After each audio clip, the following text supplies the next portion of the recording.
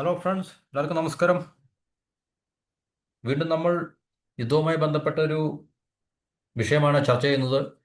ഇപ്പോൾ ഏറ്റവും അധികം നമ്മളുടെ ഇന്ത്യയിലും അതുപോലെ ലോകത്തിന്റെ മറ്റ് പല ഭാഗങ്ങളിലും ഒക്കെ തന്നെ ചർച്ച ചെയ്യപ്പെടുന്ന ഒരു പ്രധാനപ്പെട്ട ഒരു ടോപ്പിക് എന്ന് പറഞ്ഞാൽ സ്ട്രൈറ്റ് ഓഫ് ഹോർമൂസ് അല്ലെങ്കിൽ ഹോർമൂസ് കടലിടുക്കിനെ കുറിച്ചാണ്. അതായത് ഇറാന് ഏകദേശം നല്ല സ്വാധീനമുള്ള ഒരു മേഖലയാണ് സ്ട്രൈറ്റ് ഓഫ് ഹോർമൂസ് എന്ന് പറയുന്നത്. ഇറാൻ വിചാരിച്ചു കഴിഞ്ഞാൽ ഹോർമൂസ് കടലിടുക്ക് അടച്ചിടാൻ സാധിക്കും അവരുടെ നേവൽ പവർ ഉപയോഗിച്ചുകൊണ്ട്.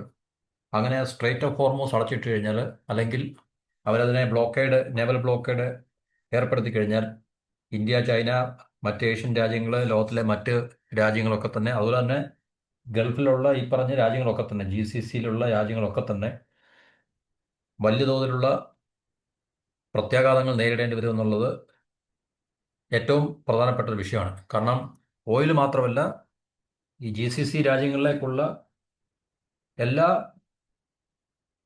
മറ്റ് രാജ്യങ്ങളിൽ നിന്നുള്ള ഇമ്പോർട്ടുകൾ, മറ്റ് രാജ്യങ്ങളിൽ നിന്നുള്ള എക്സ്പോർട്ടുകൾ, അതായത് GCC രാജ്യങ്ങൾ ഇമ്പോർട്ട് ചെയ്യുന്നത് പ്രത്യേകിച്ച് ഫുഡ്, വെജിറ്റബിൾസ്, മറ്റ് ഭക്ഷണ സാധനങ്ങൾ, ഇതുപോലുള്ള കാര്യങ്ങളൊക്കെ തന്നെ സ്ട്രൈറ്റ് ഓഫ് ഹോർമൂസ് വഴിയാണ് GCC രാജ്യങ്ങളിലേക്ക് എത്തുന്നത് എന്നുള്ളതാണ് ഏറ്റവും പ്രധാനപ്പെട്ട ഒരു വിഷയം. ഇവിടെ നമ്മൾ ഇന്ന്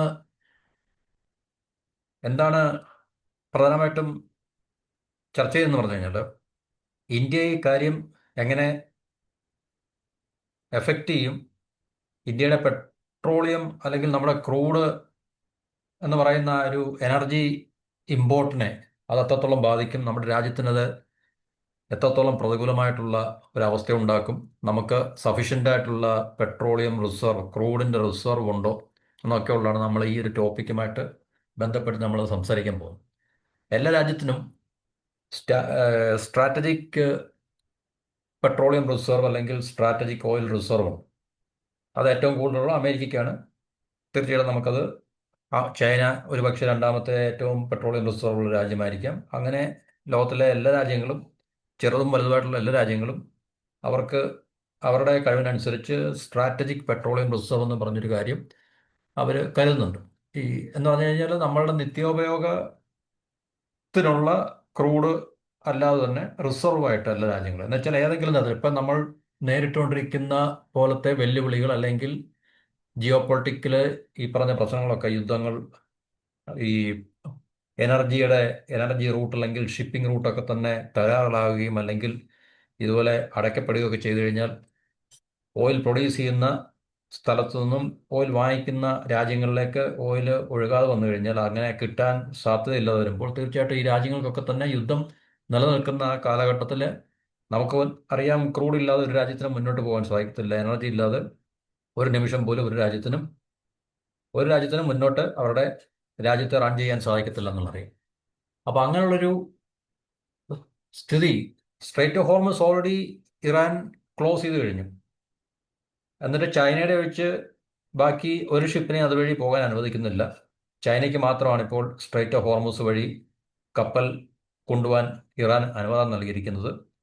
അത് അറിയാം, ചൈനയോടുള്ള ഒരു നന്ദി സൂചകമായിട്ടാണ്. കാരണം ചൈന ഇറാനെ സപ്പോർട്ട് ചെയ്യുന്നു എന്നുള്ളൊരു കാരണം കൊണ്ടാണ് ഇറാൻ ചൈനയുടെ ഷിപ്പിനെ മാത്രം സ്ട്രേറ്റ് ഓഫ് ഹോർമസ് കൂടെ പോകാൻ അനുവദിക്കുന്നു. മറ്റ് ഒരു ഷിപ്പും പോകാൻ അനുവദിക്കുന്നില്ല. ഏതെങ്കിലും ഷിപ്പ് ഇറാന്റെ ഈ നിർദ്ദേശം പാലിക്കാതെ പോവുകയാണെങ്കിൽ ആ ഷിപ്പിനെ ആക്രമിക്കുക എന്നുള്ള ഒരു സ്റ്റേറ്റ്മെന്റ് അല്ലെങ്കിൽ പ്രസ്താവന ഇറാൻ പുറപ്പെടുവിച്ചിട്ടുണ്ട്. അപ്പോൾ ഇന്ത്യയെ സംബന്ധിച്ച് ഇന്ത്യയുടെ കരുതൽ ശേഖരം അല്ലെങ്കിൽ ഈ ക്രൂഡിന്റെ ശേഖരം, നമുക്ക് ഇതുപോലെ ഓയിൽ കിട്ടാതെ വന്നു കഴിഞ്ഞാൽ, അല്ലെങ്കിൽ ഓയിൽ ഈ പറഞ്ഞ സപ്ലൈ ചെയിൻ എന്തെങ്കിലും സ്ട്രേറ്റ് ഓഫ് ഹോർമസ് വഴി പ്രശ്നം ഉണ്ടാവുകയാണെങ്കിൽ, നമ്മൾ നേരിടാൻ പോകുന്ന പ്രശ്നത്തെ നമുക്ക് അഭിമുഖീകരിക്കാൻ കഴിയുമോ, അതിന് സഫീഷ്യൻ്റ് ആയിട്ടുള്ള എന്തായാലും യുദ്ധം ഇതേ രൂക്ഷമായിട്ടുള്ള രീതിയിൽ ഇൻഡെഫിനിറ്റ് ഒരു ലോങ് ടൈമിലേക്ക് പോകത്തില്ല. യുദ്ധം നടക്കുമായിരിക്കും, പക്ഷേ ഇതിൻ്റെ ഇൻറ്റൻസിറ്റി ഒക്കെ കുറയുമായിരിക്കും. ഇപ്പോഴത്തെ ഇൻറ്റൻസിറ്റി ഒന്നും പിന്നീട് മുമ്പോട്ട് പോകുമ്പോൾ നമുക്ക് കാണാൻ സാധിക്കത്തില്ല എന്തായാലും. അപ്പം എന്തിനാ തന്നെയും കുറെ കാലമെങ്കിലും ഈ പറഞ്ഞ പ്രധാനപ്പെട്ട ഒരു കടലെടുക്ക് സ്ട്രെയിറ്റ് അടച്ചിടുകയാണെങ്കിൽ അത് നമ്മളെപ്പോലുള്ള രാജ്യങ്ങൾക്ക് ഭയങ്കരമായിട്ടുള്ള ബുദ്ധിമുട്ടുണ്ടാക്കി വെക്കും. അപ്പോൾ അതാണ് ഈ ഇറാനും ഇസ്രായേലും അമേരിക്കയും തമ്മിലുള്ള ഈ സംഘർഷം രൂക്ഷമായതോടെ ആഗോള ക്രൂഡ് ഓയിൽ വ്യാപാരത്തിൻ്റെത് മാത്രമല്ല എല്ലാ ട്രേഡിൻ്റെയും ജീവനാഡികളിലൊന്നാണ് ഹോർമോസ് കടലെടുക്ക്. അപ്പോൾ അത് പോരാട്ടവേദിയായിട്ട് മാറുമോ എന്നുള്ള ആശങ്കയൊന്നും വേണ്ട. അത് ഇറാൻ ഓൾറെഡി അത് ക്ലോസ് ചെയ്തിട്ടുണ്ട്. അതായത് സമുദ്രം വഴിയുള്ള ക്രൂഡ് ഓയിലിൻ്റെ അല്ലെങ്കിൽ മറ്റ് ചരക്കുകളുടെയൊക്കെ തന്നെ ക്രൂഡ് ഓയിലിൻ്റെ പ്രത്യേകിച്ച് അഞ്ചിൽ നിന്ന് നടക്കുന്ന ഹോർമൂസ് കടലിടുക്ക് വഴിയാണ്. അപ്പോൾ ഇതുവഴി പോകുന്ന കപ്പലുകളെയൊക്കെ ഇറാൻ ആക്രമിക്കുമെന്ന് ഓൾറെഡി അവർ പറഞ്ഞിട്ടുണ്ട്. അപ്പോൾ ഇന്ത്യയിലേക്കുള്ള ക്രൂഡ് ഓയിൽ ഇറക്കുമതിയുടെ പകുതിയോളം ഈ പറഞ്ഞ കടലിടുക്ക് വഴിയാണ് എന്നാണ് നമുക്കറിയാൻ സാധിക്കുന്നത്. അപ്പോൾ ഇത് അടച്ചിട്ട് കഴിഞ്ഞാൽ ഇന്ത്യക്ക് എത്ര ദിവസം പിടിച്ചു നിൽക്കാൻ സാധിക്കും എന്നുള്ളതാണ് ഇപ്പോൾ നമ്മുടെ രാജ്യത്ത് പ്രധാനമായിട്ടും ചർച്ച ചെയ്യുന്ന ഒരു വിഷയം എന്നുള്ളത്.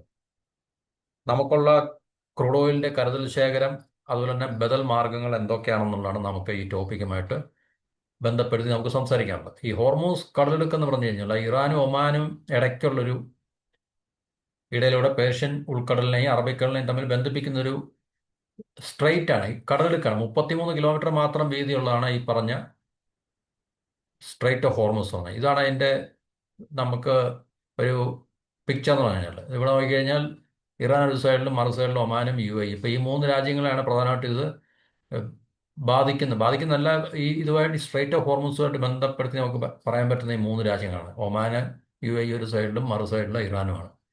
അപ്പോൾ ഇതാണ് സ്ട്രെയിറ്റ് ഓഫ് ഹോർമൂസ് കടലിടുക്ക്. ഏകദേശം 33 കിലോമീറ്ററോളം വീതി മാത്രമേ ഉള്ളൂ ഇതിൻ്റെ ഏറ്റവും നാരോ പാത്തിൽ എന്ന് പറഞ്ഞാൽ.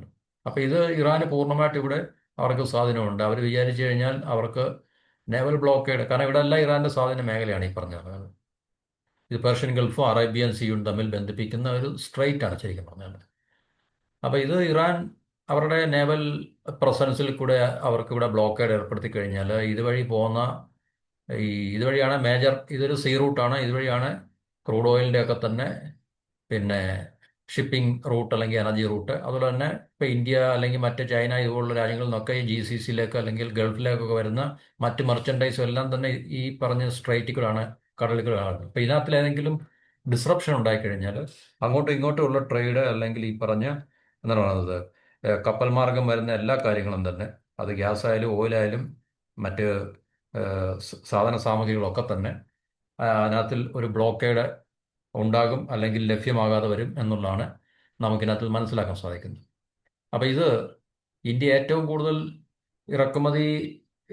ഓയിലിൻ്റെ ഇറക്കുമതി നമുക്കറിയാം. കഴിഞ്ഞ റഷ്യ യുക്രൈൻ വാർ തുടങ്ങിയതിന് ശേഷം റഷ്യയിൽ നിന്നാണ്. അത് നമ്മളെ സംബന്ധിച്ച് വില കുറഞ്ഞ അവിടുന്ന് ഓയിൽ ലഭിക്കുന്നു എന്നുള്ള ഒരു പരിഗണന ഉള്ളതുകൊണ്ടാണ് നമ്മൾ റഷ്യയിലേക്ക് നമ്മളുടെ ശ്രദ്ധ തിരിച്ചത്. പക്ഷേ ട്രംപിൻ്റെ നമുക്കറിയാം അടുത്ത സമീപകാലത്തുള്ള ചില സമ്മർദ്ദങ്ങളും ഭീഷണികളും ഒക്കെ കാരണം നമ്മൾ റഷ്യയിൽ നിന്നും ഓയിൽ വാങ്ങിക്കുന്നത് കുറയ്ക്കുകയും നമ്മളുടെ വീണ്ടും ഈ പറഞ്ഞ സൗദി അറേബ്യ പോലുള്ള രാജ്യങ്ങളെ വീണ്ടും നമ്മൾ കൂടുതലായിട്ട് ആശ്രയിക്കുകയും ചെയ്യുന്ന ഒരു പിക്ചറാണ് നമുക്ക് കാണാൻ സാധിക്കുന്നത്. അതായത് 2026 ജനുവരി മുതൽ ഗൾഫ് രാജ്യങ്ങളിൽ നിന്നുള്ള, പ്രത്യേകിച്ച് സൗദി, ഈ പറഞ്ഞ കുവൈറ്റ് അല്ലെങ്കിൽ ഇറാഖ് ഇതുപോലുള്ള രാജ്യങ്ങളിൽ നിന്ന് നമ്മൾ ഈ ക്രൂഡ് വാങ്ങിക്കുന്നത് അല്ലെങ്കിൽ ഇറക്കുമതി ചെയ്യുന്നത് വർദ്ധിപ്പിക്കുകയും ചെയ്തിട്ടുണ്ട്. അപ്പോൾ ഇതോടുകൂടി നമുക്ക് വളരെ പ്രധാനമായിട്ട് മാറി ഈ സ്ട്രെയിറ്റ് ഓഫ് ഹോർമൂസ് എന്ന് പറഞ്ഞു. കാരണം നമ്മൾ ഗൾഫ് രാജ്യങ്ങളെയാണ് കൂടുതൽ ആശ്രയിക്കുന്നതെങ്കിൽ ഇനി അല്ലെങ്കിൽ പ്രത്യേകിച്ച് റഷ്യയിൽ നിന്നുള്ള ഓയിലിൻ്റെ ഫ്ലോ നമ്മൾ കുറയ്ക്കുകയോ അല്ലെങ്കിൽ നമ്മൾ നിർത്തുകയോ ചെയ്തു കഴിഞ്ഞാൽ അത് സെയിം ടൈം നമ്മൾ ഈ പറഞ്ഞ മിഡിൽ ഈസ്റ്റിലെ സൗദി, ഇറാഖ്, UAE, കുവൈറ്റ് ഇതുപോലുള്ള രാജ്യങ്ങളെയാണ് നമ്മൾ ആശ്രയിക്കുന്നതെങ്കിൽ തീർച്ചയായിട്ടും സ്ട്രെയിറ്റ് ഓഫ് ഹോർമൂസ് നമുക്ക് വളരെ പ്രധാനപ്പെട്ടാണ്. അപ്പോൾ ഇത് പറയുന്നത് അതുവഴി കടന്നു പോകുന്ന അല്ലെങ്കിൽ ഇന്ത്യയിലേക്ക് ക്രൂഡ് ഓയിൽ കൊണ്ടുവരുന്ന 100 ടാങ്കുകളിൽ 35 മുതൽ 50 എണ്ണം വരെ ഈ പറഞ്ഞ കടലിൽ കൂടാണ് വരുന്നത്. ഏകദേശം പകുതിയോളം 35% മുതൽ 50% വരെ ഈ ടാങ്കറുകൾ, എന്നുവെച്ചാൽ ഷിപ്സ്, ഈ പറഞ്ഞ ഓയിൽ ടാങ്കേഴ്സ്, ഷിപ്പിൻ്റെ കാര്യമാണ് പറയുന്നത്. അത് ഈ പറഞ്ഞ സ്ട്രെയിറ്റ് ഓഫ് ഹോർമൂസ് വഴിയാണ് വരുന്നത്. അപ്പോൾ അതിനകത്തിൽ എന്തെങ്കിലും ഡിസ്റപ്ഷൻ ഉണ്ടായിക്കഴിഞ്ഞാൽ അത് നമുക്കറിയാം എത്രത്തോളം അത് ഇന്ത്യയെ ബാധിക്കും. എന്നുവെച്ചാൽ ഓയിൽ ഫ്ലോ, അതായത് നമുക്ക് നോർമൽ ടൈമിൽ നമുക്ക് ഉണ്ടാകുന്ന ആ ഒരു എനർജിയുടെ അല്ലെങ്കിൽ ക്രൂഡ് ഓയിലിൻ്റെ ഫ്ലോ ഇത് അടച്ചിട്ട് കഴിഞ്ഞാൽ എത്രത്തോളം തടസ്സപ്പെടും അല്ലെങ്കിൽ നമുക്ക് നഷ്ടപ്പെടും എന്നുള്ളത് നമുക്കിതിനകത്ത് മനസ്സിലാക്കാൻ സാധിക്കും. നമ്മുടെ കൊമേഴ്സ് മിനിസ്ട്രിയുടെ റിപ്പോർട്ട് അനുസരിച്ചിട്ട് ജനുവരിയിൽ റഷ്യയിൽ നിന്നും ഉള്ള 2025 മെയ്യിലെ 33% നിന്നും 19.3% നമ്മൾ എണ്ണ വാങ്ങിക്കുന്ന കുറഞ്ഞിട്ടുണ്ട്, ഗണ്യമായിട്ട് കുറഞ്ഞിട്ടുണ്ട്. അറ്റ് ദ സെയിം ടൈം സൗദിയിൽ നിന്നുള്ള ഇറക്കുമതി 2026 ജനുവരിയിൽ 17.5% ഉയർന്നു. 2023 ഏപ്രിലിന് ശേഷമുള്ള ഉയർന്ന നിലവാരമാണ്. കാരണം നമ്മൾ അതിനുശേഷം ഈ റഷ്യയിൽ നിന്ന് കൂടുതൽ എണ്ണ വാങ്ങിക്കുകയും പിന്നെ ഈ പറഞ്ഞ രാജ്യങ്ങളിൽ നമ്മൾ വളരെ നാമമാത്രമായിട്ട് അത് പെർമനൻ്റ് ആയിട്ടുള്ള ഒരു സെനറിയോ ഒന്നും അല്ല. കാരണം ഇത് മാറി മറിഞ്ഞൊക്കെ നമ്മൾ അങ്ങോട്ടും ഇങ്ങോട്ടൊക്കെ ഇതിനകത്തെല്ലാം ഫ്ലെക്സിബിലിറ്റി ഉണ്ട്. കാരണം അതൊക്കെ നമ്മൾ എല്ലാ രാജ്യങ്ങളും വാങ്ങിക്കുന്ന എല്ലാ രാജ്യങ്ങളും അങ്ങനെയൊക്കെ തന്നെയാണ്. അതുപോലെ തന്നെ ഇറാഖിൽ നിന്നും യു എയിൽ നിന്നും ഒക്കെ തന്നെ കുവൈറ്റിൽ നിന്ന് ഈ പറഞ്ഞ രാജ്യങ്ങളൊക്കെയാണ് മിഡിൽ ഈസ്റ്റിൽ നമ്മൾ പ്രധാനമായിട്ട് ആശ്രയിക്കുന്നത്. അപ്പോൾ ഈ രാജ്യങ്ങളിൽ നിന്നൊക്കെ വാങ്ങിക്കുന്ന എണ്ണയുടെ ശേഖരം അല്ലെങ്കിൽ അതിനകത്തിലെല്ലാം വർധന ഉണ്ടായിട്ടുണ്ട്. അപ്പോൾ ഇതെല്ലാം 2023 ഏപ്രിലിന് ശേഷം അന്ന് മുതലാണ് നമ്മൾ റഷ്യയിൽ നിന്ന് കൂടുതലായിട്ട് എണ്ണ വാങ്ങിക്കുവാൻ തുടങ്ങിയത്. അതിനു മുമ്പ് റഷ്യ യുക്രൈൻ യുദ്ധത്തിന് മുമ്പ് ഇന്ത്യ റഷ്യയിൽ നിന്നും വാങ്ങിക്കുന്ന എണ്ണ എന്ന് പറഞ്ഞാൽ വളരെ പരിമിതമായിരുന്നു. കാരണം മിഡിൽ ഈസ്റ്റിൽ നിന്നാണ് നമ്മൾ ഏറ്റവും കൂടുതൽ ഡിപ്പെൻഡ് ചെയ്തതെന്ന് പറഞ്ഞാൽ ഇറാഖ് അല്ലെങ്കിൽ സൗദി ഈ പറഞ്ഞ രാജ്യങ്ങളൊക്കെ തന്നെ ഒന്നും രണ്ടും സ്ഥാനത്തൊക്കെ എപ്പോഴും മാറി പറഞ്ഞു വന്നു. അപ്പോൾ ഈ പറഞ്ഞ കണക്കുകൾ വെച്ച് നോക്കുമ്പോൾ നമുക്ക് ഈ പറഞ്ഞ ഹോർമൂസ് കടലിടുക്ക് ഇന്ത്യയുടെ എനർജി സെക്യൂരിറ്റിയെ സംബന്ധിച്ച് വളരെ പ്രധാനപ്പെട്ടാണ് നമുക്കറിയാൻ പറ്റും. കാരണം നമ്മൾ ഓൾറെഡി അമേരിക്കയുടെ ഈ പ്രഷറിൻ്റെ അടിസ്ഥാനത്തിൽ അല്ലെങ്കിൽ ട്രംപിൻ്റെ കണ്ണുരുട്ടലിൻ്റെ വെളിച്ചത്തിൽ നമ്മൾ മിഡിൽ ഈസ്റ്റിനെ വീണ്ടും കൂടുതൽ ഡിഫെൻഡ് ചെയ്യാൻ അങ്ങോട്ട് തുടങ്ങിയപ്പോൾ തന്നെയാണ് ഈ യുദ്ധം വരുന്നതും ഇപ്പോൾ ഇറാന് ഈ പറഞ്ഞ സ്ട്രൈറ്റും അത് നേരത്തെ മുതൽ ഇതൊരു ചർച്ചാ വിഷയമാണ്. കാരണം ഇറാനുമായിട്ടൊരു യുദ്ധം ഉണ്ടായിക്കഴിഞ്ഞാൽ ഇറാൻ ഏറ്റവും കൂടുതൽ പിന്നെ മറ്റ് ഈ പറഞ്ഞ രാജ്യങ്ങളെ സമ്മർദ്ദത്തിലാക്കാൻ കഴിയുന്നത് സ്ട്രൈറ്റ് ഓഫ് ഹോർമൂസിൽ കൂടിയാണെന്ന് ഒക്കെ നമ്മൾ പലവട്ടം ചർച്ച ചെയ്താണ് ശരിക്കും. ഓക്കെ, ഇതൊരു ഫാക്റ്റാണ്. ഇത് നമുക്ക് പ്രത്യേകിച്ച് ഇന്ത്യക്കൊന്നും ചെയ്യാൻ സാധിക്കത്തില്ല. കാരണം ഇന്ത്യക്ക് ഇല്ല, നമുക്ക് ഡിപ്ലോമാറ്റിക് ആയിട്ടോ അല്ലെങ്കിൽ മറ്റു രീതിയിലൊന്നും നമുക്കിതിനകത്ത് ഇടപെട്ടിട്ട് ഇതിനെയൊന്നും പെട്ടെന്ന് നമുക്ക് മാറ്റിയെടുക്കാൻ സാധിക്കത്തില്ല. അപ്പോൾ അങ്ങനെ ഉള്ളൊരു സാഹചര്യത്തിൽ ഇന്ത്യയുടെ പക്കൽ നമുക്ക് എത്രത്തോളം കരുതൽ ശേഖരം ഉണ്ട് എന്നുള്ളതാണ് നമുക്ക് അറിയേണ്ടത്. അപ്പോൾ നമ്മൾ സ്ട്രാറ്റജിക് പെട്രോളിയം റിസർവിൻ്റെ കാര്യം പറഞ്ഞു. എന്നുവെച്ചാൽ തന്ത്രപരമായിട്ടുള്ള നമ്മൾ ശേഖരിച്ച് വെച്ചിട്ടുള്ള റിസർവ് അതാണോ അതിനപ്പുറത്ത് നമുക്ക് നമ്മുടെ രാജ്യത്തെ കൂടുതൽ ദിവസങ്ങളിലേക്ക് ഓടിക്കുവാൻ പരുവത്തിലുള്ള ഓയിൽ ശേഖരം നമ്മുടെ കയ്യിലുണ്ടോ എന്നുള്ളതാണ് നമുക്കറിയേണ്ടത്. അപ്പോൾ ഇത് നമുക്ക് തീർച്ചയായിട്ടും ഈ സ്ട്രാറ്റജിക് പെട്രോളിയം റിസർവ് അല്ലെങ്കിൽ ഓയിൽ റിസർവ് SPR അല്ലെങ്കിൽ SOR നമുക്ക് പറയാൻ പറ്റും. അത് നമ്മൾ ഈ പറഞ്ഞ ആഗോളപരമായിട്ടുള്ള വെല്ലുവിളികൾ, യുദ്ധം അതുപോലുള്ള ക്രൈസിസ് ഒക്കെ വരുമ്പോൾ നമുക്ക് ഈ പറഞ്ഞ ഫ്രീ ഫ്ലോ അല്ലെങ്കിൽ സ്മൂത്ത് ആയിട്ടുള്ള ക്രൂഡ് ഓയിലിൻ്റെ ഫ്ലോ നിലയ്ക്കുകയോ അല്ലെങ്കിൽ അത് ഒത്തിരി ഗണ്യമായിട്ട് കുറയുകയോ ഒക്കെ ചെയ്യുമ്പോൾ നമുക്കെടുത്ത് ഉപയോഗിക്കാൻ പറ്റുന്ന അത് നമ്മുടെ രാജ്യത്ത് ഭൂഗർഭ അറകളിൽ സൂക്ഷിക്കുന്നതാണ് ശരിക്കും പറഞ്ഞാൽ. അതാണ് തന്ത്രപ്രധാന ക്രൂഡ് ഓയിൽ കരുതൽ ശേഖരം എന്നത്. ഇപ്പം നമ്മൾ നിലവിൽ വിശാഖപട്ടണം, മംഗളൂര്, പാടൂർ ഈ പറഞ്ഞ സ്ഥലങ്ങളിലൊക്കെ തന്നെ അണ്ടർഗ്രൗണ്ട് ഭൂഗർഭ അറകളിൽ ഏകദേശം 53.3 ലക്ഷം മെട്രിക് ടൺ അളവിലുള്ള ക്രൂഡ് ഓയിലാണ് ഈ ഇന്ത്യയുടെ ഇപ്പോഴത്തെ സ്ട്രാറ്റജിക് പെട്രോളിയം റിസർവിൻ്റെ ഭാഗമായിട്ടുള്ളത്. അടിയന്തര ഘട്ടത്തിൽ പുറത്തെടുക്കാവുന്ന ഈ ശേഖരം ഇപ്പോഴത്തെ അളവനുസരിച്ചിട്ട് 9.5 ദിവസത്തേക്ക് നമുക്ക് രാജ്യത്തെ ഓടിക്കാൻ സാധിക്കും. ഈ പറഞ്ഞ 53.3 ലക്ഷം മെട്രിക് ടൺ അളവ് ഉപയോഗിച്ചിട്ട് ഒരു 10 ദിവസത്തേക്ക് നമ്മുടെ രാജ്യത്തെ ഓടിക്കാൻ സാധിക്കും, മറ്റു കുഴപ്പങ്ങളൊന്നും ഇല്ലാതെ. എന്നുവെച്ചാൽ ഓയിലൊന്നും നമുക്ക് പ്രത്യേകിച്ച് ലഭിച്ചില്ലെങ്കിൽ. അപ്പോൾ ഇത് മാത്രമാണ് നമ്മുടെ പക്കലുള്ളത് എന്നാണ് നമുക്ക് അറിയേണ്ടത്. ഈ സ്ട്രാറ്റജിക് പെട്രോളിയം റിസർവ് മാത്രമാണെങ്കിൽ നമുക്ക് തീർച്ചയായിട്ടും 10 ദിവസം എന്ന് പറഞ്ഞാൽ വളരെ ചുരുക്കം ദിവസമാണ്. അത് നമുക്ക് ഒരിക്കലും ഒരു അനുകൂലമായിട്ടുള്ള സാഹചര്യമല്ല എന്ന് നമുക്ക് മനസ്സിലാക്കാൻ സാധിക്കും. പക്ഷേ എന്നാൽ ഇന്ത്യയുടെ യഥാർത്ഥ ശേഖരം ഇതിനപ്പുറത്ത് വേറെ ഉണ്ട് എന്നാണ് നമുക്ക് മനസ്സിലാക്കാൻ സാധിക്കുന്നത്. അതായത് ഈ നമ്മുടെ ഓയിൽ റിഫൈനറീസിൻ്റെ ജോലികൾ തടസ്സപ്പെടാതെ നടക്കുന്നതിനായിട്ട്, അതുപോലെ തന്നെ ആഭ്യന്തര വിപണിയിലെ ലഭ്യത ഉറപ്പാക്കുന്നതിനുമായിട്ട് നമ്മുടെ എണ്ണക്കമ്പനികളൊക്കെ തന്നെ, രാജ്യത്തുള്ള എണ്ണക്കമ്പനികൾ, ഇപ്പം Indian oil corporation, Bharat petroleum, even Reliance, Nayara, ഇങ്ങനെയൊക്കെയുള്ള എണ്ണക്കമ്പനികൾ അവരുടെ പക്കൽ ഈ മുന്നേ കൂട്ടി അവരുടെ പക്കലുണ്ട് ഈ പറഞ്ഞ റിസർവ് എന്ന് പറഞ്ഞാൽ ശേഖരമുണ്ട്.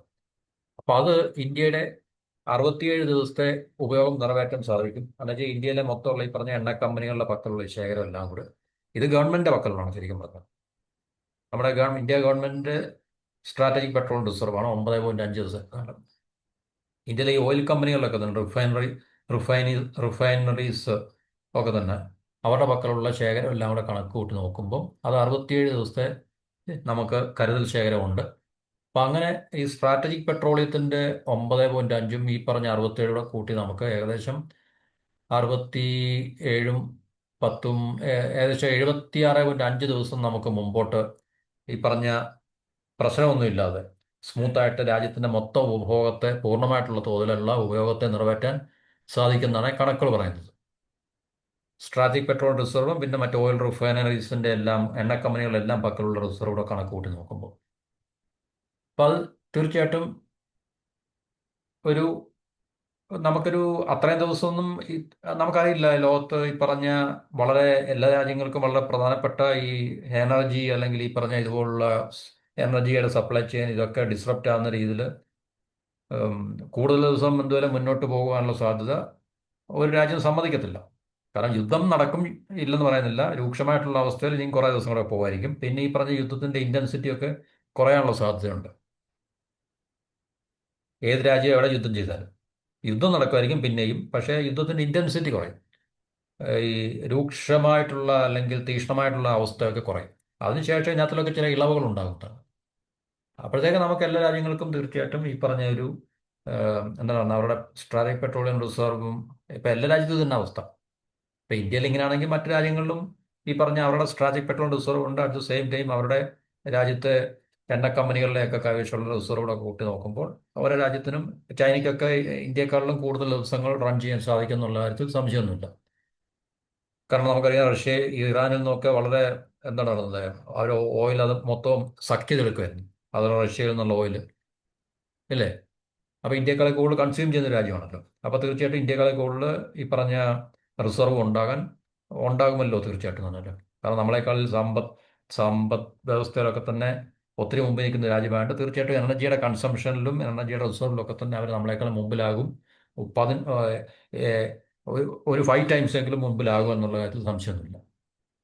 അപ്പോൾ ഇപ്പോഴുള്ള നമ്മളുടെ ശേഷിയിൽ നിന്നും ഇപ്പം നമ്മൾ ഏകദേശം മുമ്പേ പറഞ്ഞത് 53.3 ലക്ഷം മെട്രിക് ടണ്ണാണ്. അതിൽ നിന്ന് 65 ലക്ഷം മെട്രിക് ടണ്ണിലേക്ക് വർദ്ധിപ്പിക്കാൻ കേന്ദ്ര ഗവൺമെൻറ് 2021 രണ്ട് പദ്ധതികൾക്ക് അവർ ഒരു അനുമതി നൽകിയിട്ടുണ്ടായിരുന്നു. അത് ഒഡീഷയിലെ ചന്ദിക്കോൽ, കർണാടകയിലെ പാടൂർ എന്നിവിടങ്ങളിലായിട്ട് നിർദ്ദേശിക്കപ്പെട്ട സംഭരണികളുടെ നിർമ്മാണം, അതായത് നമ്മുടെ സ്ട്രാറ്റജിക് പെട്രോൾ റിസർവിൻ്റെ അത് വർക്കുകൾ പുരോഗമിക്കുകയാണെന്നാണ് നമുക്കറിയാൻ സാധിക്കുന്നത്. അപ്പോൾ ഇതും കൂടി പ്രവർത്തനക്ഷമമായാൽ കരുതൽ ശേല ഉപയോഗപ്പെടുത്തി നമ്മൾ മുമ്പേ പറഞ്ഞ ഈ പറഞ്ഞ 76.5 ദിവസം എന്നുള്ളത് നമുക്ക് 90 ദിവസത്തേക്ക് രാജ്യത്തിന് തടസ്സങ്ങളില്ലാതെ പൂർണ്ണമായിട്ടുള്ള ഉപയോഗം അല്ലെങ്കിൽ ഉപഭോഗം ഉറപ്പുവരുത്തി നമുക്ക് മുന്നോട്ട് പോകാൻ സാധിക്കും എന്നാണ് നമുക്കിതിൽ നിന്ന് മനസ്സിലാക്കാൻ സാധിക്കുന്നത്. അപ്പോൾ ഇതാണ് നമ്മളുടെ ശരിക്കുള്ള ഇപ്പോഴത്തെ അവസ്ഥ. മോറോർലെസ് ഏകദേശം ഇത് കൃത്യമാണെന്നില്ല, ഇതിനകത്തിൽ അല്പസ്വല്പം വ്യത്യാസമൊക്കെ ഉണ്ടായി. പിന്നെ 53.3 ലക്ഷം എന്ന് പറഞ്ഞതും അതുപോലെ തന്നെ 67 ദിവസം എന്നൊക്കെ പറഞ്ഞത് കൃത്യമാണെന്ന് നിർബന്ധമൊന്നുമില്ല. പക്ഷേ മോറോർലെസ് ഏകദേശം ഇത്രയൊക്കെ നമുക്ക് ഒരു ഡേറ്റ ഇത് തന്നെ ആയിരിക്കാം ശരിയാകാൻ സാധ്യത നമുക്ക് ഒരു കണക്ക് കൂട്ടുന്നതാണ്. അപ്പം ഇങ്ങനെ ഈ ഒരു ഈ സ്ട്രെയിറ്റ് ഓഫ് ഹോർമുസ് ഇത് അടച്ചിട്ട് കഴിഞ്ഞാൽ നമുക്ക് അറിയാം ഇതിനകത്തിൽ നിന്ന് ഓയിൽ ലഭിക്കാതെ വരുമ്പോൾ ഇറക്കുമതി ചെലവിലെ വർധനമൊക്കെ ഉണ്ടാകും. ക്രൂഡ് ഓയിലിൻ്റെ വില കയറും. ഇപ്പോൾ ഓൾറെഡി വില കൂടുന്നുണ്ട്. ഇപ്പോൾ യുദ്ധം മുന്നോട്ട് ഇതുപോലെ പോയി കഴിഞ്ഞാൽ തീർച്ചയായിട്ടും ഓയിൽ ഒരു ബാരലിന് $80-100 ഒക്കെ ആകാനുള്ള സാധ്യതയുണ്ടെന്നാണ് പറയുന്നത്. അത് യുദ്ധത്തിൻ്റെ ആ രീതി അനുസരിച്ച് മാത്രമേ അത് പറയാൻ പറ്റത്തുള്ളൂ.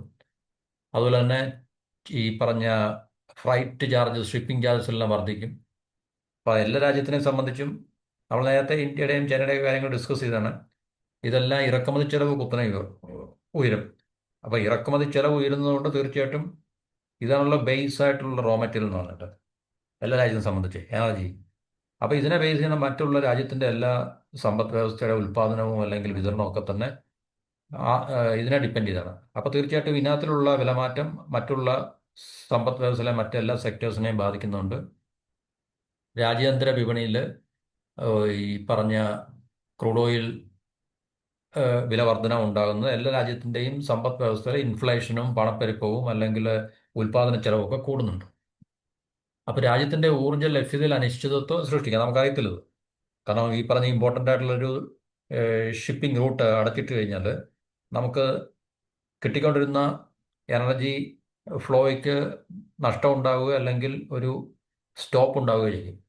അപ്പോൾ അതെല്ലാം തന്നെ നമ്മുടെ സമ്പദ് വ്യവസ്ഥയ്ക്ക് കൂടുതൽ എന്താണ് പറയുന്നത്, ഒരു സമ്പദ് വ്യവസ്ഥയെ കൂടുതൽ കോസ്റ്റ്ലി ആക്കുന്നതാണ്. നമുക്ക് കൂടുതൽ കോമ്പറ്ററ്റീവ് ആയിട്ടുള്ളൊരു ഈ സമ്പദ് വ്യവസ്ഥ നമുക്ക് ഉണ്ടാക്കിയെടുക്കാൻ ഈ ഇപ്പോഴും സമീപഭാവിയിൽ നമുക്ക് സാധിക്കത്തില്ല എന്നുള്ളത് നമുക്ക് മാത്രമല്ല എല്ലാ രാജ്യങ്ങളും അങ്ങനെ തന്നെയാണ് നേരിടാൻ പോകുന്ന പ്രശ്നമാണിത്. അപ്പോൾ ക്രൂഡ് ഓയിലിൻ്റെ വില വർദ്ധിക്കുന്നത് ഓരോ ഡോളറിനും, അതായത് ഓരോ ഡോളറും ക്രൂഡ് ഓയിലിൻ്റെ വില വർദ്ധിക്കുമ്പോൾ നമുക്ക് ഇന്ത്യയെ സംബന്ധിച്ച് 80% അല്ലെങ്കിൽ 80% മുകളിൽ നമ്മൾ ഇമ്പോർട്ട് ചെയ്യുന്ന രാജ്യമാണ്.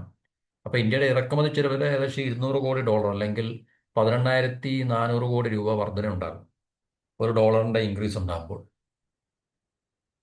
ഇതാണ് പൊതുവെയുള്ള അനാലിസിസ്. അത് നമുക്ക് തീർച്ചയായിട്ടും അറിയാം. കാരണം ഇപ്പം ഏതൊരു റോ മെറ്റീരിയലിൻ്റെ ആയാലും നമ്മൾ ഇമ്പോർട്ട് ചെയ്യുന്ന ഏതൊരു സാധനത്തിൻ്റെയും വില കൂടുമ്പോൾ നമുക്ക് കൂടുതൽ ഡോളർ അങ്ങോട്ട് കൊടുക്കണം. നമ്മുടെ ഫോറിൻ റിസർവിനകത്തിൽ ഒത്തിരി കുറവുണ്ടാകും, ഇല്ലേ? നമ്മുടെ ഇമ്പോർട്ട് ബില്ല് കൂടും, നമ്മുടെ കറണ്ട് അക്കൗണ്ട് ഡെഫിസിറ്റ് കൂടും, രാജ്യത്ത് ഇൻഫ്ലേഷൻ ഉണ്ടാക്കും. അങ്ങനെ ഒത്തിരി കാസ്കേഡിംഗ് ആയിട്ടുള്ള ഒത്തിരി ഇഫക്റ്റ് ഉണ്ടാക്കുന്നത്. ഇപ്പം ഇന്ത്യയുടെ മുമ്പിൽ ബാക്കി ഓൾട്ടർനേറ്റീവ് ആയിട്ട് അല്ലെങ്കിൽ ഇതിന് ബദൽ വഴികൾ എന്തൊക്കെയാണെന്നുള്ളതാണ്. നമുക്ക് ബദൽ വഴി എന്ന് പറഞ്ഞാൽ ഇപ്പോൾ പ്രത്യേകിച്ച് വേറൊന്നുമില്ല. കാരണം ഹോർമൂസ് കടലിടുക്ക് സ്ട്രൈറ്റ് ഓഫ് ഹോർമൂസിലൂടെ വരേണ്ട ഷിപ്പ് എല്ലാം അതുവഴി വന്നേ പറ്റുള്ളൂ, വേറെ മാർഗ്ഗങ്ങളൊന്നുമില്ല. ഇല്ല, നമുക്കിവിടെ നോക്കിക്കഴിഞ്ഞാൽ അറിയാൻ പറ്റും. വേറെ ഓൾട്ടർനേറ്റീവ് പിന്നെ ഷിപ്പിംഗ് റൂട്ടോ ഷിപ്പിംഗ് ലൈനോ ഒന്നുമില്ല. ഇന്ത്യയെ സംബന്ധിച്ച് ഇന്ത്യയുടെ ഈ ഓയിൽ ബൈയിങ് അല്ലെങ്കിൽ ഇന്ത്യ ക്രൂഡ് വാങ്ങുന്നത് വൈവിധ്യവൽക്കരിക്കുക എന്നുള്ളതാണ്. അത് നമ്മൾ ഓൾറെഡി ചെയ്തിട്ടുണ്ട്, നേരത്തെ നമ്മൾ പറഞ്ഞിട്ടുണ്ട്. കാരണം വലുതും ചെറുതായിട്ടുള്ള സോഴ്സ് 10-40 നമ്മൾ ഡൈവേഴ്സിഫിക്കേഷൻ നടത്തിയിട്ടുണ്ട്. അത് ഇന്ത്യനകത്തിൽ വളരെ ശ്രദ്ധേയമായിട്ടുള്ള ഒരു പരിഗണന നമ്മൾ നൽകി ഇന്ത്യനകത്തിൽ വളരെ എന്താണ് പറയുന്നത് പ്രൊവാക്റ്റീവായിട്ട് മുന്നോട്ട് പോകുന്നുണ്ട്. ഈ പറഞ്ഞ കടലിടുക്കിനെ ബൈപ്പാസ് ചെയ്യുന്ന വിധത്തിൽ ഇപ്പം സൗദിയുടെയും UAE-യുടെയൊക്കെ ഓയിൽ പൈപ്പ് ലൈൻ ഉണ്ടെങ്കിൽ തന്നെയും, പക്ഷെ അത് ഈ റിക്വയർമെൻറ്റ്സ് നിലവിലുള്ള ഡിമാൻഡിനെ മീറ്റ് ചെയ്യാൻ സാധിക്കത്തില്ല. അതിൽ കൂടെ വരുന്ന എണ്ണയുടെ അളവ് എന്ന് പറഞ്ഞാൽ പൂർണ്ണതോതിൽ, അതായത് ഹോർമൂസ് കടലിടുക്കില്ലെങ്കിലും ഈ പറഞ്ഞ ഓയിൽ പൈപ്പ് ലൈൻ വഴി ഈ പറഞ്ഞ ഡിമാൻഡിനെ മീറ്റ് ചെയ്യാൻ പറ്റുമെന്ന് ചോദിച്ചു കഴിഞ്ഞാൽ പറ്റത്തില്ല. പൈപ്പ് ലൈൻസ് ഒക്കെ ഉണ്ട്. അപ്പോൾ അതുകൊണ്ടാണ് ഇപ്പോൾ പല രാജ്യങ്ങളും അല്ല എല്ലാ രാജ്യങ്ങളും ഒക്കെ തന്നെ, പ്രത്യേകിച്ച് നമ്മൾ നേരത്തെ പറഞ്ഞാണ് ചൈനയുടെ കാര്യമൊക്കെ പറഞ്ഞാണ്, ചൈനയെ കൂടുതൽ ലാൻഡിൽ കൂടെ അവരുടെ ഈ ഇക്കണോമിക് കോറിഡോഴ്സും അല്ലെങ്കിൽ ഇതുപോലുള്ള എനർജി പൈപ്പ് ലൈൻസും ഒക്കെ തന്നെ മാരിടൈമിലുള്ള ഇതുപോലുള്ള പ്രശ്നങ്ങൾ, എന്നുവെച്ചാൽ കടലിലുള്ള സമുദ്രത്തിലുള്ള ഇതുപോലുള്ള പ്രശ്നങ്ങൾ ഒഴിവാക്കി സ്മൂത്തായിട്ട് ഈ പറഞ്ഞ എനർജിയുടെ ഫ്ലോയും അല്ലെങ്കിൽ മറ്റുള്ള മെർച്ചൻഡൈസിൻ്റെ ഫ്ലോയ്ക്കൊക്കെ വേണ്ടിയാണ് ചൈനയും എല്ലാ രാജ്യങ്ങളൊക്കെ തന്നെ ഇപ്പം പൈപ്പ് ലൈൻ ഒക്കെ തന്നെ ഒത്തിരി രാജ്യങ്ങൾ അങ്ങോട്ടും ഇങ്ങോട്ടും പരസ്പരം ഈ ഓയിൽ പൈപ്പ് ലൈൻ അല്ലെങ്കിൽ ഗ്യാസിൻ്റെ പൈപ്പ് ലൈൻ ഒക്കെ തന്നെ അങ്ങനെയുള്ളൊരു എന്താണ് പറയുന്നത് സമ്പ്രദായങ്ങളൊക്കെ നടക്കുന്ന ലോകത്താണ് നമ്മളിപ്പോൾ നടക്കാം. അത് ഈ പറഞ്ഞ മാരിടൈമിലുള്ള പ്രശ്നവും അതുപോലെ തന്നെ കോസ്റ്റ് ഇഫക്റ്റീവായിട്ട് ഈ പറഞ്ഞ ലാൻഡ് വഴി ഓയിൽ പൈപ്പ് ലൈൻ വഴി ഈ സാധനങ്ങൾ ട്രാൻസിറ്റ് ചെയ്ത് കൊണ്ടുവരാൻ സാധിക്കുന്നൊക്കെയുള്ള എൻ്റെ അടിസ്ഥാനത്തിലാണ്. അപ്പോൾ ഇന്ത്യയെ പ്രതിദിനം ഈ പറഞ്ഞ ഇന്ത്യയുടെ പ്രൊഡക്ഷൻ എന്ന് പറഞ്ഞാൽ 5.8 മുതൽ 6 ലക്ഷം ബാരൽ ക്രൂഡ് ഓയിൽ, അത് നമ്മളുടെ 12-13% വരെ നമ്മളുടെ മൊത്തം ഉപയോഗത്തിൻ്റെ 12-13% വരെ മാത്രമേ നമുക്ക് ഇവിടെ ഉൽപ്പാദിപ്പിക്കുന്നുള്ളൂ. അപ്പോൾ ബാക്കി നമുക്കറിയാം 80 അല്ലെങ്കിൽ 88% നമുക്ക് ഇമ്പോർട്ട് ചെയ്യേണ്ടി വരും നമുക്ക്, ഇല്ലേ? 12-13% ഒഴിച്ച് ബാക്കി 88 അല്ലെങ്കിൽ 87% നമുക്ക് ക്രൂഡ് ഓയിൽ ഇമ്പോർട്ട് ചെയ്യേണ്ട രാജ്യമാണ് അത് തീർച്ചയായിട്ടും. അപ്പോൾ ഇതുപോലുള്ള രാജ്യങ്ങളെ നമുക്ക് ആശ്രയിച്ചേ പറ്റത്തുള്ളൂ. ഇതുപോലുള്ള രാജ്യങ്ങളെ നമ്മൾ ആശ്രയിക്കുമ്പോൾ ഇതുപോലുള്ള ഷിപ്പിംഗ് റൂട്ട്സ് അല്ലെങ്കിൽ ഇതുപോലുള്ള പിന്നെ എനർജി റൂട്ട്സൊക്കെ നമുക്ക് വളരെ പ്രധാനപ്പെട്ടതാണ്. അപ്പോൾ അതിനകത്തുള്ള ഡിസ്റപ്ഷൻ നമ്മളെ സംബന്ധിച്ച് വളരെയധികം പ്രത്യാഘാതങ്ങൾ ഉണ്ടാക്കുന്നതാണ്. ഇപ്പോൾ റിന്യൂവബിൾ എനർജി ഒക്കെ നമ്മൾ സ്റ്റാർട്ട് ചെയ്തിട്ടുണ്ട്, പക്ഷേ അതൊന്നും ഇതിനെ നമുക്ക് മറികടക്കുവാൻ കഴിയുന്ന രീതിയിലുള്ള ഒരു രീതിയിലേക്ക് സ്കെയിലപ്പ് ചെയ്യാൻ നമുക്ക് സാധിച്ചിട്ടില്ല. അതുപോലെ തന്നെ എഥനോൾ ചേർക്കുന്ന വാഹന ഇന്ധനവും ക്രൂഡ് ഓയിലുള്ള ഈ വിദേശ ആശ്രിതത്വം കുറയ്ക്കുന്നതിൽ ചെറിയ തോതിലൊക്കെ ഉണ്ട്, പക്ഷേ അതൊന്നും ഇപ്പോൾ റിലവൻ്റ് അല്ല, അത്രയ്ക്ക് നമുക്ക് റിലവൻ്റ് അല്ല. കാരണം ഇപ്പോഴും നമ്മൾ ക്രൂഡ് ഓയിലിനെ അമിതമായിട്ട് ആശ്രയിച്ച് തന്നെ മുന്നോട്ട് പോകുന്ന ഒരു രാജ്യമാണ്. എല്ലാ രാജ്യങ്ങളും അങ്ങനെയൊക്കെ തന്നെയാണ്, ഇല്ലെന്ന് പറയാൻ പറ്റത്തില്ല. അപ്പോൾ ഇന്ത്യക്ക് മാത്രമല്ല ചൈനയ്ക്കും ജപ്പാനും സൗത്ത് കൊറിയയ്ക്കും ഒക്കെ തന്നെ ഈ പറഞ്ഞ സ്ട്രൈറ്റ് ഓഫ് ഹോർമൂസ് വളരെ ഇമ്പോർട്ടൻ്റ് ആണ്. പക്ഷേ ഇറാൻ ചൈനീസ് ഷിപ്പിനെ മാത്രം അതുവഴി കടന്നു പോകാൻ അനുവദിക്കുന്നുണ്ടെന്നാണ് നമ്മൾ ഇപ്പോൾ റിപ്പോർട്ടുകളിൽ നിന്ന് വായിച്ച് മനസ്സിലാക്കാൻ കഴിയുന്നത്. അപ്പോൾ ഇതുവഴിയുള്ള ക്രൂഡ് ഓയിൽ കടത്തിൻ്റെ 80% ഈ രാജ്യങ്ങളിലേക്കാണ്. ഏത് ഈ പറഞ്ഞ ഇന്ത്യ, ജപ്പാൻ, ചൈന. കാരണം ഇന്ത്യയും ചൈനയും തമ്മിൽ വരുമ്പോൾ തന്നെ വളരെ വലിയൊരു ക്വാണ്ടിറ്റിയിലുള്ള ഇമ്പോർട്ട് അതിനകത്തിൽ ഷെയർ ഉണ്ടായിക്കഴിഞ്ഞു. പിന്നെ ജപ്പാൻ, സൗത്ത് കൊറിയ, മറ്റ് രാജ്യങ്ങളൊക്കെ തന്നെ, ഈവൻ പാകിസ്ഥാൻ, ഈ പറഞ്ഞ രാജ്യങ്ങളൊക്കെ തന്നെ ഈ പറഞ്ഞ രാജ്യങ്ങൾ, രണ്ടോ മൂന്നോ രാജ്യങ്ങൾ മാത്രമല്ല, ഈ പറഞ്ഞ രാജ്യങ്ങളൊക്കെ തന്നെ ഈ സ്ട്രൈറ്റ് ഓഫ് ഹോർമസിനെ ഡിപ്പെൻഡ് ചെയ്തതാണ്. അപ്പോൾ അതുകൊണ്ട് ഈ പറഞ്ഞ കടലിലേക്ക് വഴിയുള്ള ക്രൂഡ് ഓയിലിൻ്റെ ഈ പറഞ്ഞ കടത്ത് അല്ലെങ്കിൽ എനർജി ഫ്ലോ തടസ്സപ്പെടാതിരിക്കാനുള്ള സമ്മർദ്ദം ലോകത്തിലെ ഈ പറഞ്ഞ രാജ്യങ്ങളെല്ലാം കൂടി ഇറാൻ്റെ മേൽ സമ്മർദ്ദം ചെലുത്തുക, അങ്ങനെ തീർച്ചയായിട്ടും ഈ ഒരു പ്രതിസന്ധി ഒഴിവാക്കാൻ ശ്രമിക്കുക എന്നുള്ളത് കഴിഞ്ഞ് ഇപ്പോൾ തൽക്കാലം വേറൊന്നും നമുക്ക് പ്രതീക്ഷിക്കാൻ സാധിക്കത്തില്ല. പക്ഷേ യുദ്ധം വളരെ രൂക്ഷമായിട്ട് കൊടുമ്പിരിക്കൊണ്ടിരിക്കുകയാണ്. അതിന് യാതൊരു രീതിയിലുള്ള ഡിസിസീവായിട്ടുള്ള സ്റ്റേജിൽ എത്തിയിട്ടില്ല. അവിടെ നമുക്ക് തീർച്ചയായിട്ടും ഇപ്പോഴൊന്നും ഈ ഈ ഒരു പ്രശ്നത്തിന് പരിഹാരം ഉണ്ടാകുവാൻ കഴിയുമോ എന്ന് നമുക്ക് അറിയില്ല. ഏതായാലും ഇന്ത്യയെ സംബന്ധിച്ച് ഈ ഒരു പ്രശ്നം സൃഷ്ടിക്കുന്ന ഒരു കാഴ്ച ഇതൊക്കെ തന്നെയാണ്. നമ്മളുടെ സ്ട്രാറ്റജിക് പെട്രോളിയം റിസർവും അതുപോലെ തന്നെ മറ്റുള്ള കരുതൽ ഷെയറും എല്ലാം കൂടെ ഏകദേശം നമുക്ക് കുറേ ദിവസങ്ങളിലേക്ക് നമ്മുടെ രാജ്യത്തെ ഓടിക്കാൻ സാധിക്കും എന്നുള്ളതാണ്. നമുക്ക് 67 ദിവസത്തെ 67+9.5 ഏകദേശം 76.5, 77 ദിവസത്തോളം, അല്ലെങ്കിൽ 78, 80 കൂട്ടിക്കുക, 80 ദിവസത്തോളം നമ്മുടെ രാജ്യത്തെ പൂർണ്ണമായിട്ടുള്ള തോതിലുള്ള ഉപയോഗം നിലനിർത്തി നമ്മുടെ രാജ്യത്തെ റൺ ചെയ്യാൻ സാധിക്കുമെന്നാണ് ഈ പറഞ്ഞ റിപ്പോർട്ടിൻ്റെ അടിസ്ഥാനത്തിൽ നമുക്ക് മനസ്സിലാക്കാൻ സാധിക്കുന്നത്. അപ്പോൾ ഇത്രയാണ് ഈ ടോപ്പിക്കിനെ കുറിച്ച് തൽക്കാലം ഷെയർ ചെയ്യാനുള്ള. മറ്റു ടോപ്പിക്കുമായിട്ട് അടുത്ത വീഡിയോയിൽ എല്ലാവർക്കും നന്ദി, നമസ്കാരം.